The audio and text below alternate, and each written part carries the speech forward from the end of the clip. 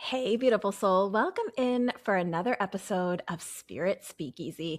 I'm glad you're here today because this episode, I have to tell you, this is one that has been living inside of me all night. It's not the episode I was going to record today. It's something that inspired me out of the blue, something that just serendipitously came across my path. And I have been really just thinking about it since the moment I saw it. And I knew immediately I had to share this inspiration with you. Okay, let's get into it because today I want to start with a question. What if a memory, not just the idea of a memory, but an actual lived experience, actual emotional imprinting, what if that could survive complete and total transformation of the physical body? Not metaphorically, not spiritually, but scientifically. What if a living creature could be essentially dissolved, broken down to its most basic biologic components and rebuilt entirely into a different form and still carry something forward from before that breaking away? And then what if something carried forward, not just in the transformed creature, but into the next generation and the generations after that? I know what you might be thinking, Joy. Are we going to talk about reincarnation again? Sort of, but I'm going to get there through the most unexpected door. I want to tell you about a special little boy or young person, I should say, named Jo Nagai. I came across Joe's story through a YouTube channel called A Curious Burb, B-I-R-B. I'll link the specific video in the show notes because it is a wonderful, incredible, carefully researched piece of content, a video. It's like its own little mini show. It's like a 15-minute show, this episode that they did about this person, Jo Nagai. He On this channel, the creator of the channel has some amazing content, researched about animal behavior. And this particular video, I watched it yesterday as I'm recording this, and today I'm recording this on the Friday before it's going to be released on Monday. And when I watched this video last night, it had only been out for 3 days and it had over 1.1 million views in just 3 days. So clearly something about this story is landing for people in a very big way. And I think by the end of today's episode, you'll understand why. So, Jo Nagai. Picture a sweet young boy in Japan, glasses, serious eyes, but something very kind about his demeanor and his face. The kind of child who notices things that other people just walk right past. Well, from a young age, this boy, Jo Nagai, was fascinated by insects. I was fascinated by insects too, but not to this degree. And he was fascinated not in the way that most kids are, where you might pick up a bug, look at it for a few seconds, and then move on. Joe was different. He would find these rhinoceros beetles, which in the video, you'll see if you watch it. And again, I'll link it below.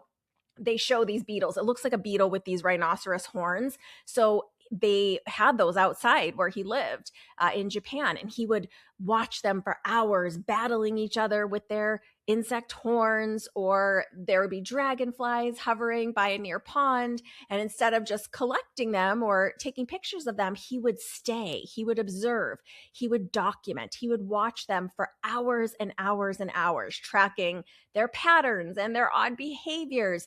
You'll see in the video, there are all of these sketches that he did of the studies that he was having of them and the observations, documented notes, pages and pages and pages. And he tracked them over a period of time, including watching their patterns and habits, just throughout time. So he really was looking at things that most people didn't even notice about these insects, including most trained scientists would have just overlooked these things entirely.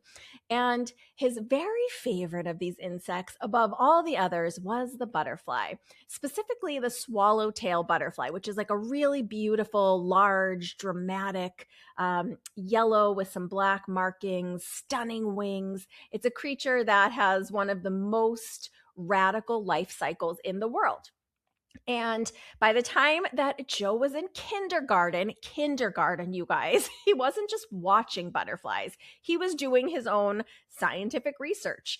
He decided to not only observe these butterflies in nature. And the reason that he said he chose these swallowtail butterflies is because he noticed they had a much more rapid life cycle and were cocooning and birthing into butterflies much faster than the other species, which is quite an observation for a kindergartner. So he also decided, as part of this, to start I don't know what the right word is, raising his own butterflies at home. So he was having the butterflies in nature and the butterflies at home. He designed his first experiments in kindergarten to test how long the swallowtail could survive if it got stuck inside its own chrysalis. Sometimes as they're transitioning from caterpillar to butterfly, they can get stuck in that little cocoon. So he wanted to know how long could they live if they get stuck in there. In the first grade, Jo Nagai documented a species of caterpillar that he discovered would molt more often than usual. And again, this is that swallowtail butterfly. And it was an unusual finding that actually won him an award. This is the research that led him to see, okay, this type of butterfly is unique in the way that their life cycle moves. And by the time that Jo was in second grade, 8 years old, you guys, Jo had already accumulated hundreds of pages of observations, notes, documentations, drawings of these life cycles, hundreds of pages at 8 years old. And somewhere in all of these pages, something began to catch his attention that he couldn't quite explain in his brilliant little scientific mind. He noticed that the butterflies that he had raised himself, the ones that he had watched and tended to and hand fed from the very beginning, from the egg to the caterpillar to the chrysalis to the butterfly, these butterflies that he raised himself behaved differently around him than the ones that he caught in the wild. So even after metamorphosis, even after they had been through all of the becoming and that transition of, butterflies, when they're in that chrysalis, their caterpillar body's melting away and transforming into what then becomes the butterfly. So even after all of that, when he would then, after his experiments, take them out to release them into the wild, he noticed that what that they were doing was different, was that they would flutter back towards him no matter how many times he tried to release them. They just kept coming back to him.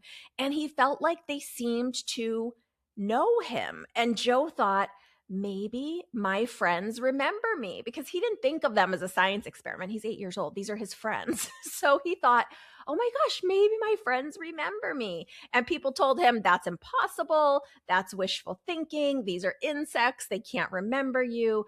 That memories just simply couldn't even survive this metamorphosis that they went through. They're a totally different creature. They're not a caterpillar. Even if they could remember you as a caterpillar, they certainly can't remember you after this transition. And they just kind of, adults dismissed Jo, as many of us can remember being dismissed as a kid. But Jo said, no, the science is clear. Even though he was 8 years old, he decided he wanted to find out for himself. He didn't just give up at that point. Now, before I tell you what Jo discovered, I want to make sure that we all truly understand what this metamorphosis actually is, because I think many of us carry this vague, beautiful image of a caterpillar going into the cocoon and emerging into a butterfly after a restful, beautiful sleep, like a soft transformation, a costume change, like just kind of shifting into a new outfit. It is so much more radical and strange than that, what these caterpillars go through to become this butterfly. When the caterpillar enters the chrysalis, I've learned a lot in the last 24 hours, it doesn't rearrange itself. It doesn't restructure or reorganize. It processes enzymes, chemicals in its body, that essentially digest most of its own body from the inside out. It dissolves itself into what scientists describe as kind of a biological soup, which I know is such a strange thing to call it, a liquid. Almost nothing of the original physical structure of the caterpillar remains intact. And then from that liquid, that biologic soup, from that near total dissolution, something rebuilds. A completely different body takes shape. Different legs, different eyes, wings that never existed before, a creature that will eat different food, live an entirely different life, no longer on the ground crawling, but in the sky flying. So a totally different being, and will move through the world in a completely different way. But the caterpillar and the butterfly share DNA. Even though they share this DNA, almost nothing else physically connects them. So when scientists said memories cannot survive metamorphosis, they weren't being dismissive, they were being logical. What would even carry the memory? There's no structure that still remains. So how could this memory possibly survive? And there's a scientist named Martha Weiss at Georgetown University that had already been quietly exploring this very question for many years. She had trained these moth caterpillars in her experiments to associate a specific scent with a mild electric shock, essentially teaching them to kind of fear that smell. And when those caterpillars dissolved and rebuilt and emerged as completely transformed adult moths weeks later, they still avoided that scent that she had trained them with those shocks to avoid. So the memory of the electric shock being associated with that smell had survived the caterpillar soup that they went through. And as Jo was asking his question in his mind, his second grade brilliant mind, he was thinking, well, maybe there's research on this already. So Jo did his own research and went online and found Dr. Martha Weiss's research.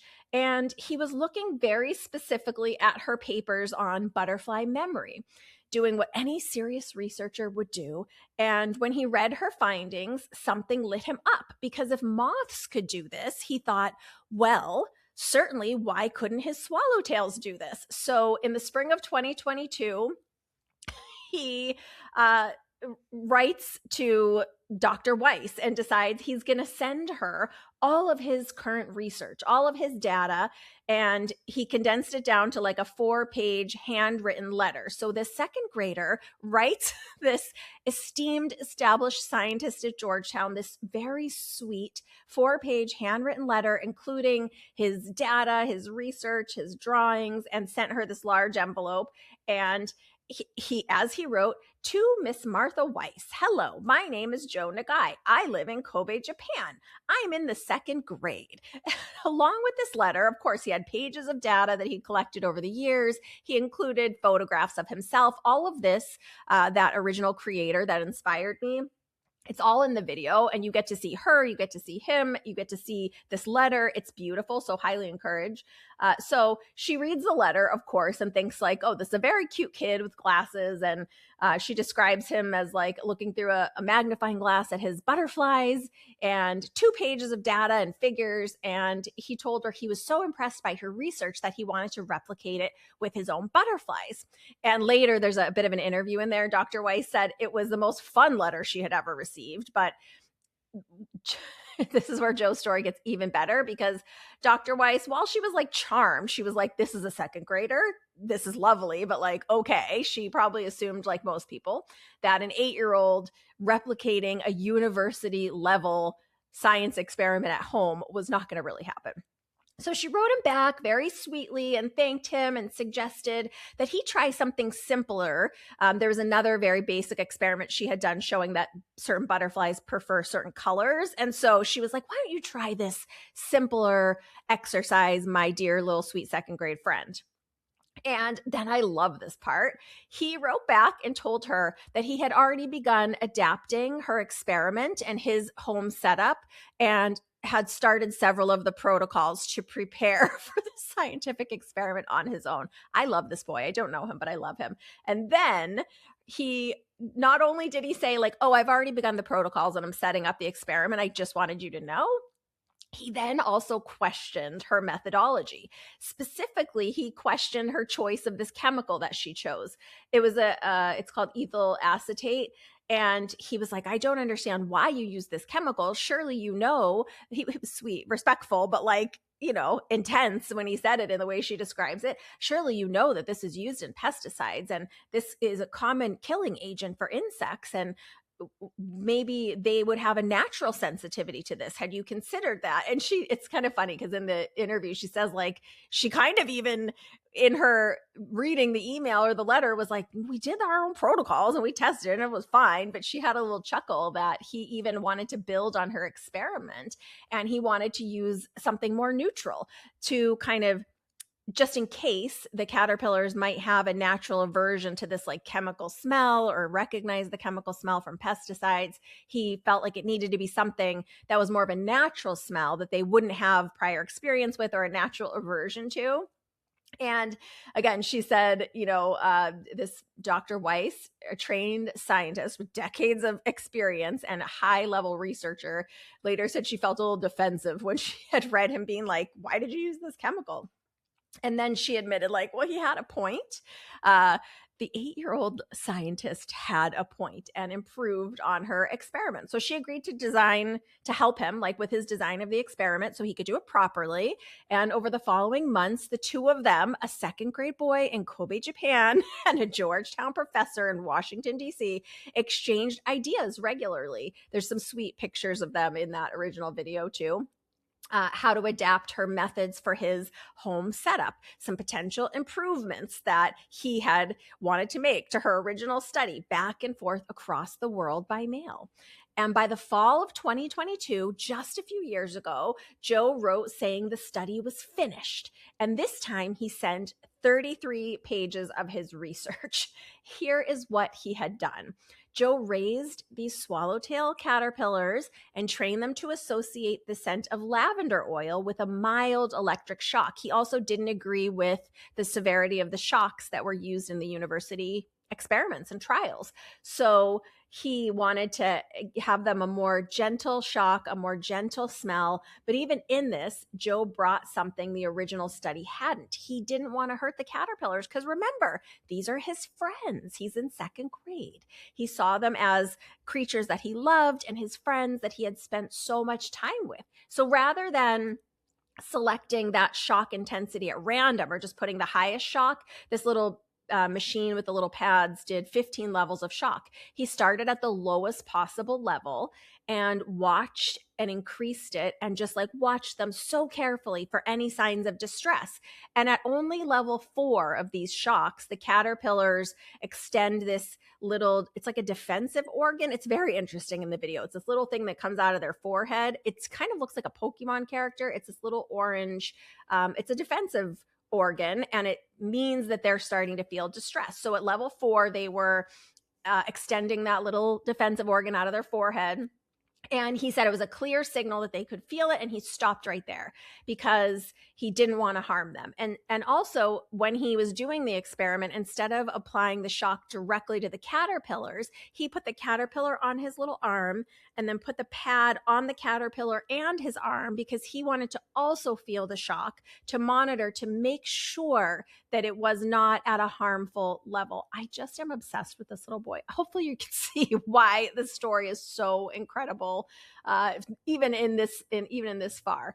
And because he's using his own arm, of course, he felt every single shock himself.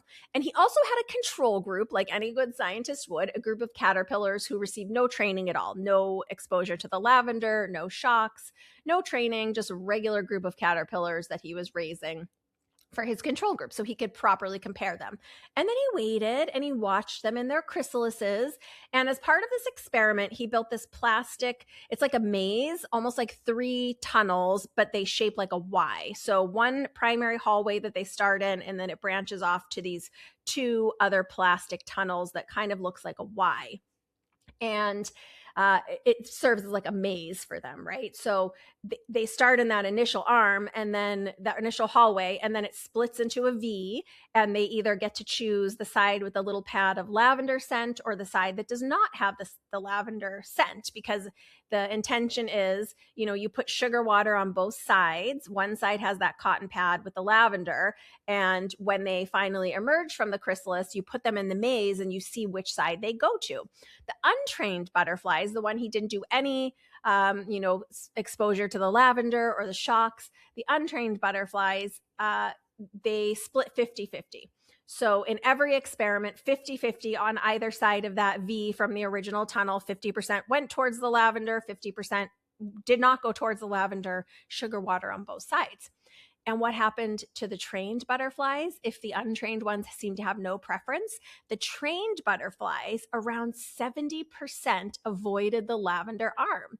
So the memory of being exposed to that lavender with the shock as caterpillars had completely survived the metamorphosis. And even as butterflies, 70% knew not to go towards the lavender scent, to go away from it. How incredible is that? The majority had remembered the experience of the caterpillar, had carried through this dissolving through the biologic soup, and was present in the butterfly on the other side.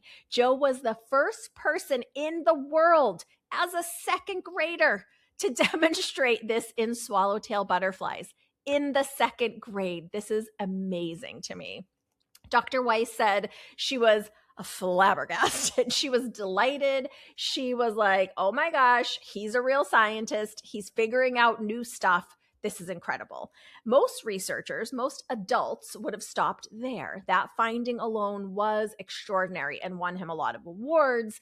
And you'll see in that video, it shows him on all of these different news programs and talk programs in Japan. It's very cool. But he didn't stop there. He was still curious. And we haven't even gotten to the part of his experiment that shook scientists around the world. Okay, so one day, sometime after completing this experiment, Jo was spending time with his family, and he noticed something. He noticed that his mom and his grandma all suffered hay fever and migraines, kind of the allergies, right? And migraines. 3 generations, same condition.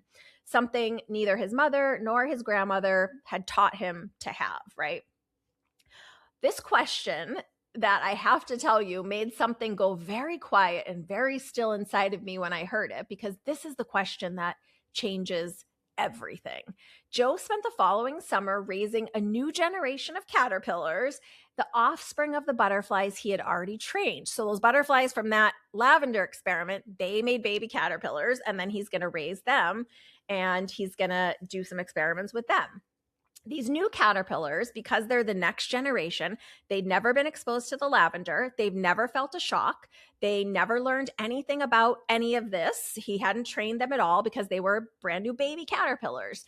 And while other kids played outside and did their summer activities, Jo replaced leaves and tended to his new baby caterpillars and sat with them in these little tents all day in his house. It's very sweet.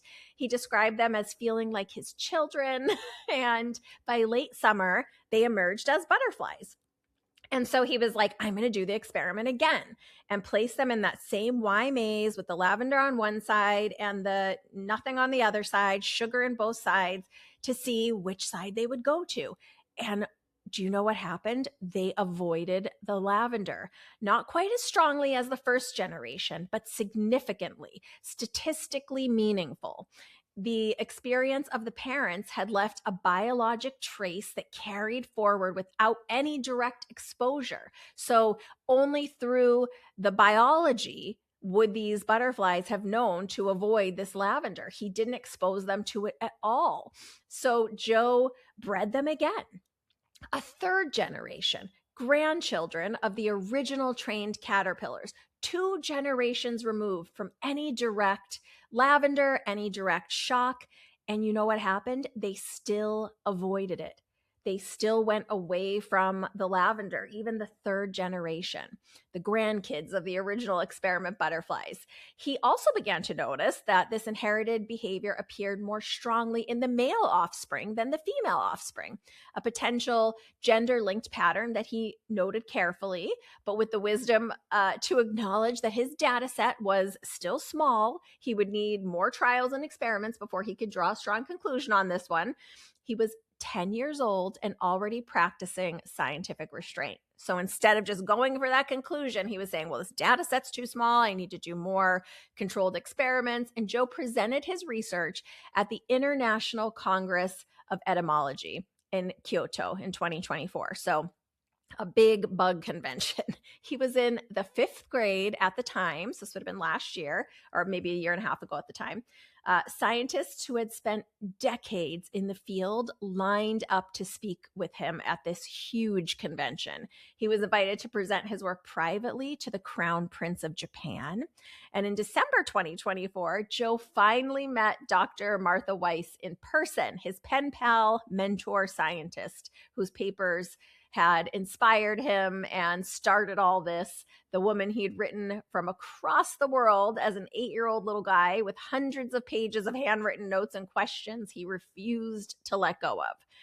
As of right now, Jo's research is being prepared for official publication, a real scientific paper with Dr. Weiss helping him through the process. And the two of them are already designing new experiments together. The work's ongoing, the story's still unfolding.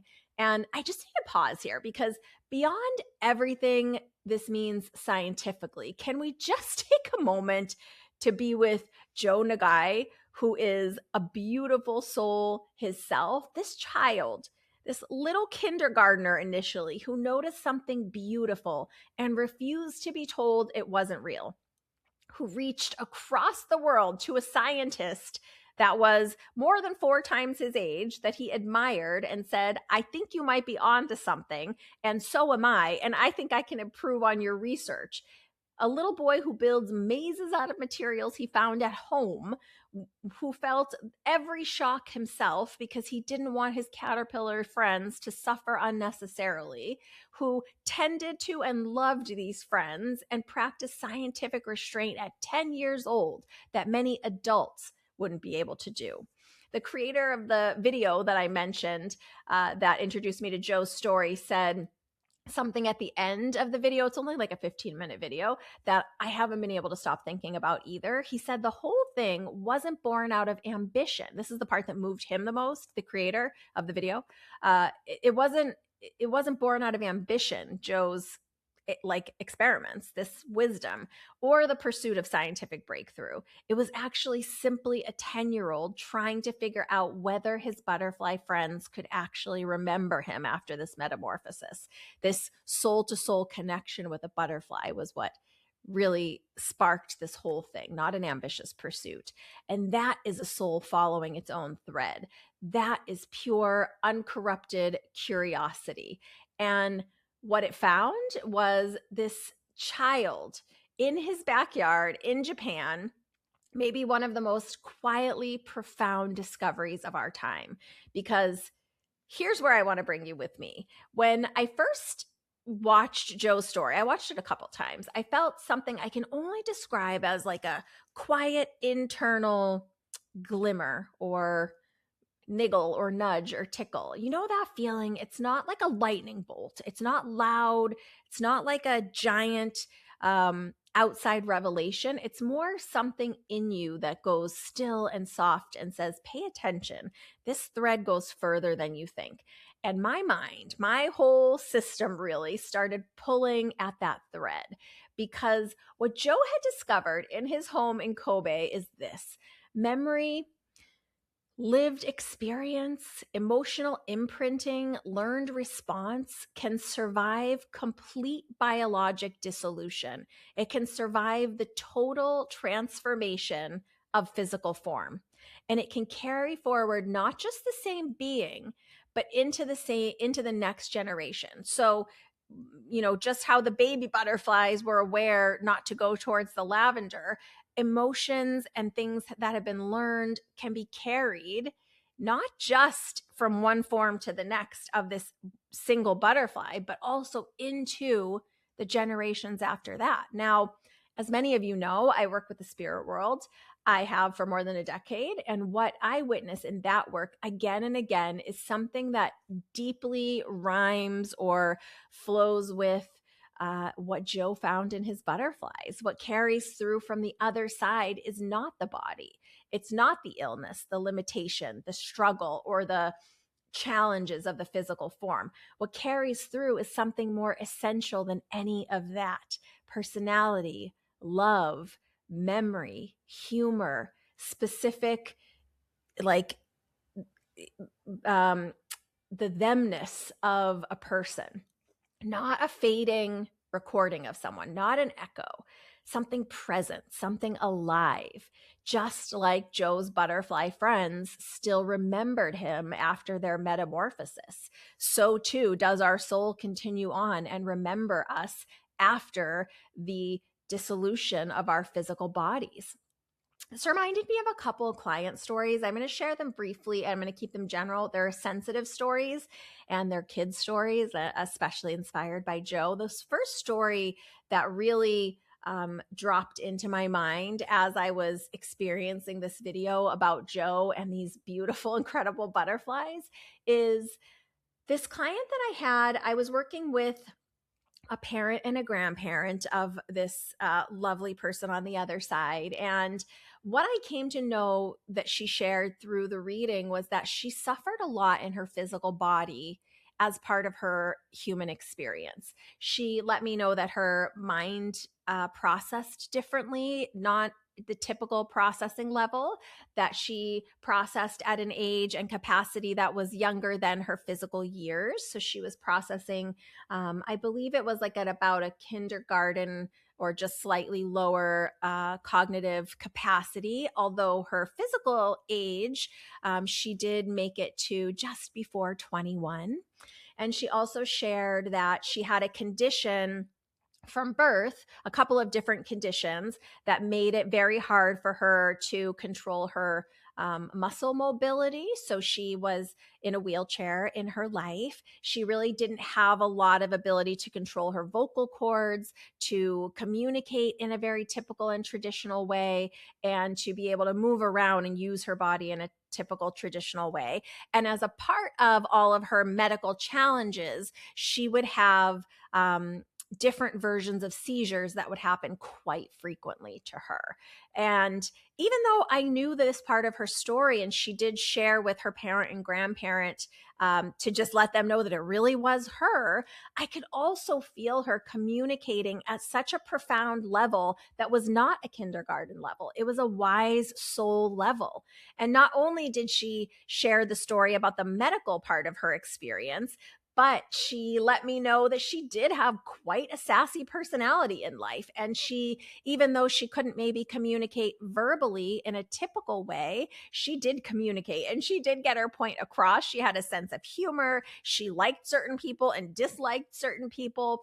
And she would show me how her parent that was caretaking her, they would have these like dance parties in the house, especially in the morning, because she wasn't so much a morning person. She didn't love getting started in the morning. And so her parent would put on these special musics for her, and they would do kind of dances together, and she would get laughing and get happy. And it really made her day. And her mom had a special way that she would pick out clothing with her, because she did have preferences and she did have things that she liked and disliked and wanted. And some days she wanted, something over another thing. So she really could express the fullness of her personality. And the other thing she let me know and wanted her parent and grandparent to know was that the physical challenges were part of her physical body. And once she was not connected to that physical body anymore, once her physical body had passed on, her soul continued on,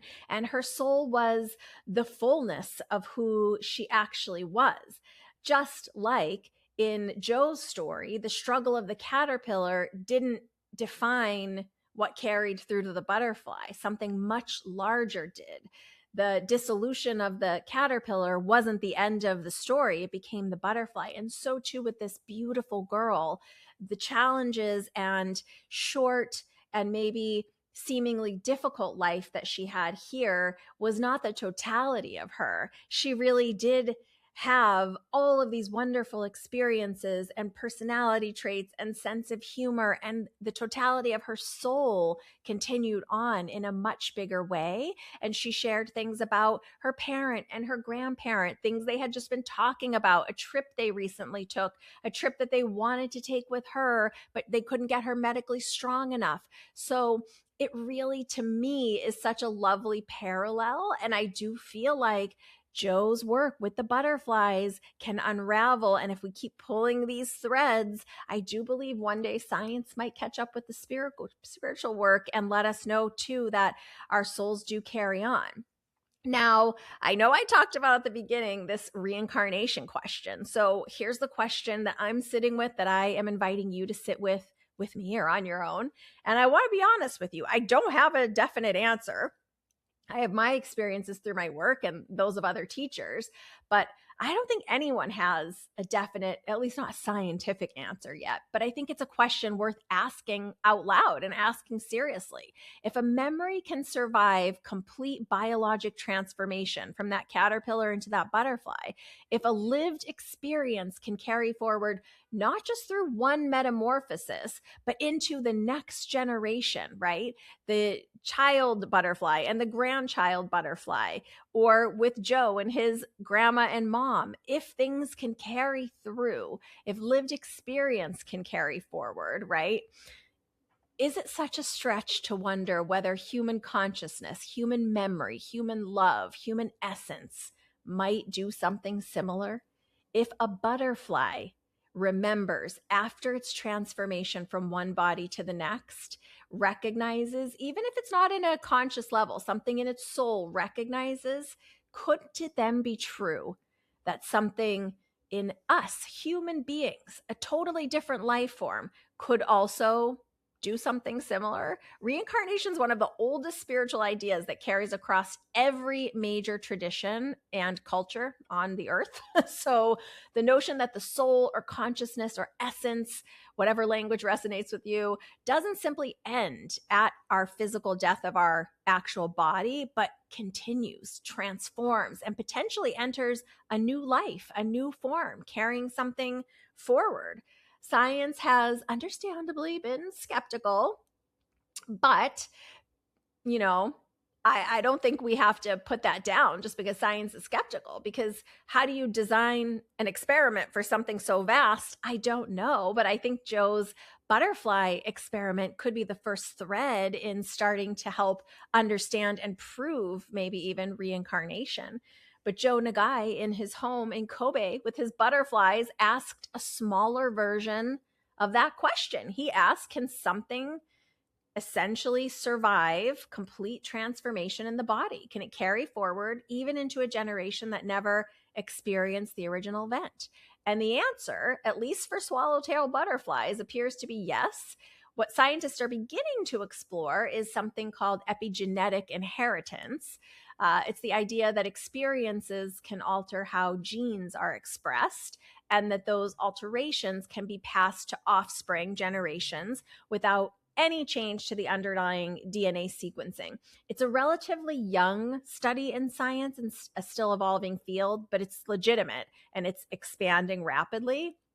And it suggests that the boundary between one generation and what the next generation carries is far more permeable than we maybe once assumed.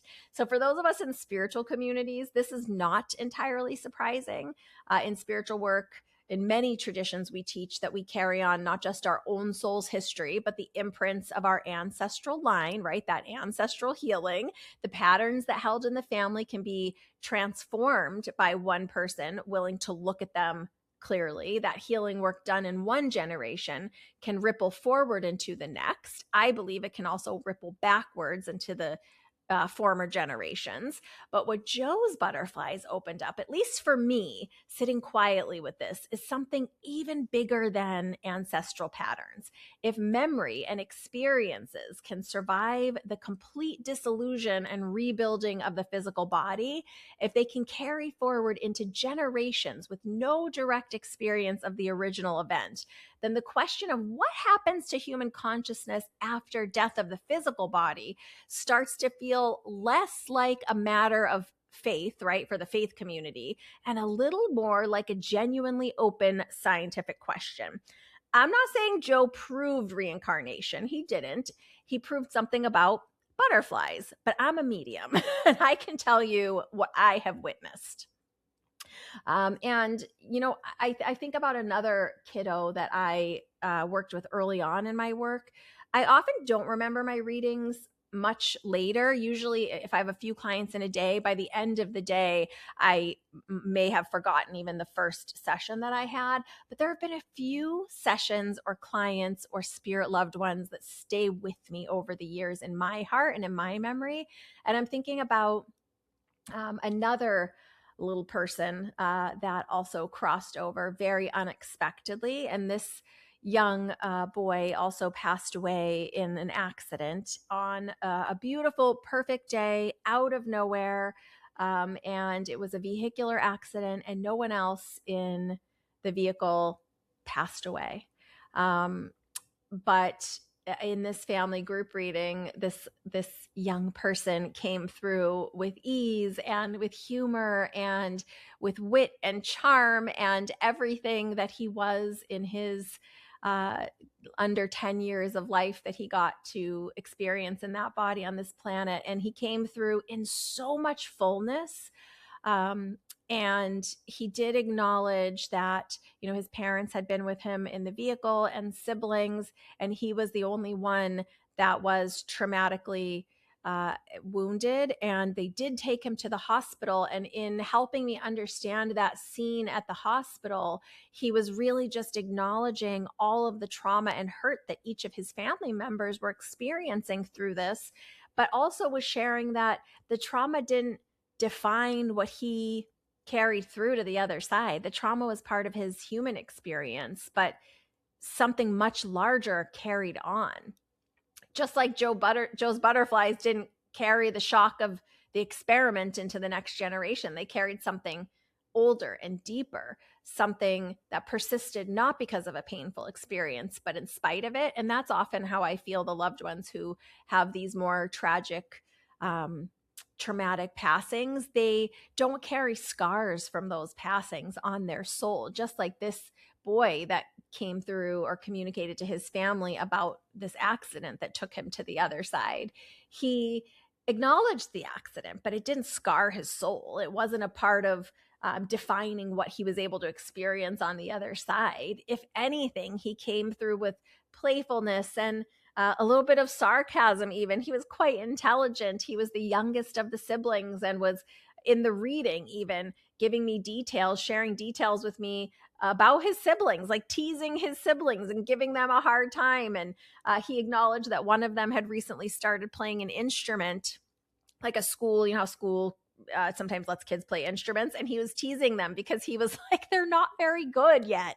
And they sometimes say they're practicing when they're not. And it was just very funny. And the whole family was laughing and was like, oh my gosh, that's just like him. He's very mischievous, and he's, you know, in the best possible way, just such a special, important member of the family. But I just thought it was so incredible because he didn't carry with him all of that pain. He carried with him who he was as a soul. So where does this leave us? I think about Jo Nagai and his family in Japan, watching him in his science experiments, watching his butterflies flutter back and forth toward him, and watching the scene in the video when he is trying to release these butterflies and they keep flying back to him, keep flying back and landing on him. And I think about what he was really asking in his curiosity and his experiments. He was asking, does something of me still live in you? To these butterflies, right? Does what passed between us in those early days when I was taking care of you and loving you, and when you were still becoming what you would be, does any of it remain? That was really his question underneath of it all. And he found, yes, it remains. It carries, it moves forward, even into lives that never directly knew the original experience. I work with people who are asking a version of that same question every single day. They sit across from me, hoping that some sign of what they shared with someone they loved didn't simply stop or disappear, that the love, the memory, the connection, that something of it remains somewhere in the ethers, right? In the beyond. And what I can tell you from more than a decade of sitting with the spirit world is what comes through is not a diminished version of a person. It's not a fading trace of their soul. It's something that feels again and again, not just preserved, but expanded, uncontained is the word I have for it, as if whatever form consciousness takes after our physical death is not smaller than what it was. It's somehow more, not unlike the butterfly in Jo's experiments. I don't know exactly how it works, right? I have ideas of the spirit world, but I know I'm only glimpsing just such a tiny little crack in the proverbial window. I don't know exactly how all of it works. I don't think anyone does, not yet. But I do believe that we're living in a moment where science and spirit are beginning to ask the same questions from the same direction within many of us. And somewhere in the middle, in that space between that 10-year-old Jo Nagai's handwritten letter and that Georgetown professor's mailbox, between a Y-shaped plastic maze built out of household materials and tape and a standing ovation at an international science convention, something's being revealed here. Jo Nagai picked up a thread, and I believe if we as humanity, if scientists follow it far enough, it could unravel something really extraordinary about the nature of consciousness, of memory, and what it means for our souls to continue on. Isn't that just like the spirit world, to hide the biggest answers inside the smallest, most unexpected places? A boy, a butterfly, a scent of lavender, and a question that just might change everything. I hope this episode's given you something to sit with, something to wonder about. I know it has for me, and honestly, it still is. It touched my heart and gave me hope. Mr. Jo Nagai's story. So if Jo's story moved you, and I really hope it did, please go and watch that video that introduced me to this. The YouTube channel is called A Curious Burb, B-I-R-B, and I will link that specific video directly in the show notes. This creator makes beautiful, carefully researched content, and this video in particular is just stunning. Give it a watch. Over 1 million people have. Give him a follow. I definitely will. People who put that kind of love and care into sharing knowledge with the world, I believe really deserve our support. And a couple of exciting updates worth mentioning. Jo is, the other bit is in that YouTube video in the pinned comments. This creator has said that they will continue to give updates about Jo, which I think is so cool. So one of the updates that this same creator has given is that Jo is, the research is currently being prepared for official scientific publication, with Dr. Weiss helping him through the process. And the two of them, again, are already designing new experiments together to continue exploring how memory is transmitted across generations. This is not a finished story. This is a story that is just beginning. And if this episode resonated with you, please share it with someone who needs it.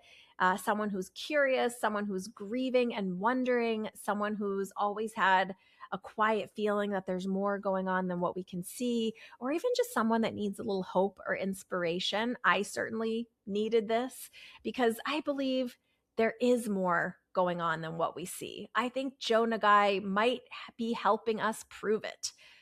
Follow the pod wherever you're listening, and you can always find Spirit Speakeasy on your favorite podcast platform. Please leave a review or give me a like if you feel called, or a follow. It genuinely helps more people find this community, and I will see you in the next episode. I have some exciting announcements coming up, so don't miss the next episode because I'm going to be doing a little bit of a personal share that I know you guys will want to hear about.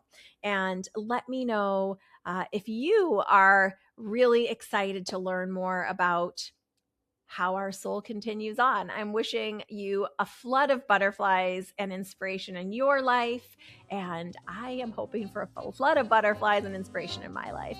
Big hugs, lots of love. Bye for now from inside Spirit Speakeasy.